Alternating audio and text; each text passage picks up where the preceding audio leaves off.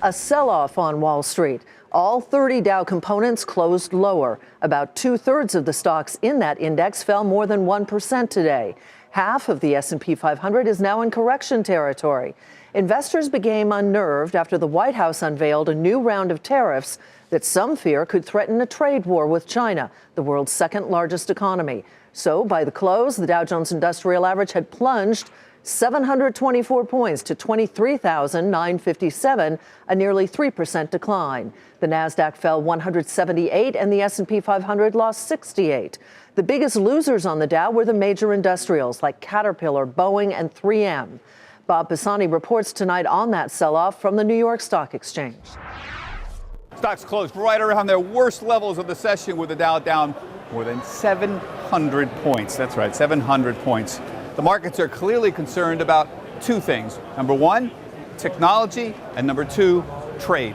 Two big issues. President Donald Trump announced he would be imposing tariffs of up to $60 billion on Chinese goods over the next several weeks. No details on which products will be taxed or by how much yet, but he did say there would be a 30-day grace period to negotiate those terms. Shares of U.S. and other metals and mining stocks got slammed on news that Trump will be exempting a handful of allies from steel and aluminum tariffs, including the European Union, South Korea, and Brazil. In fact, U.S. steel is down 20% since those tariffs were first announced a few weeks ago. Looks like they're not as tough as some people thought they might be.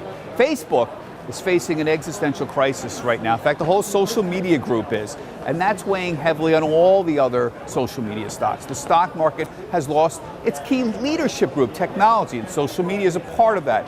And there's really nothing taking its place. The subsectors that power tech higher, which were semiconductors and the FANG names, your Facebook and your Apples and your Amazons, they've stopped advancing, and in most cases they've reversed. So once those FANG and semiconductor stocks stopped going up in the second week of March, the market stalled out because no other sector has stepped forward to lead the market higher. Industrials and materials are suffering from these trade war concerns.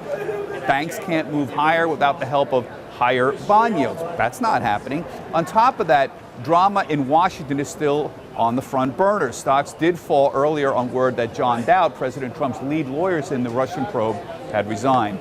For Nightly Business Report, I'm Bob Pisani at the New York Stock Exchange.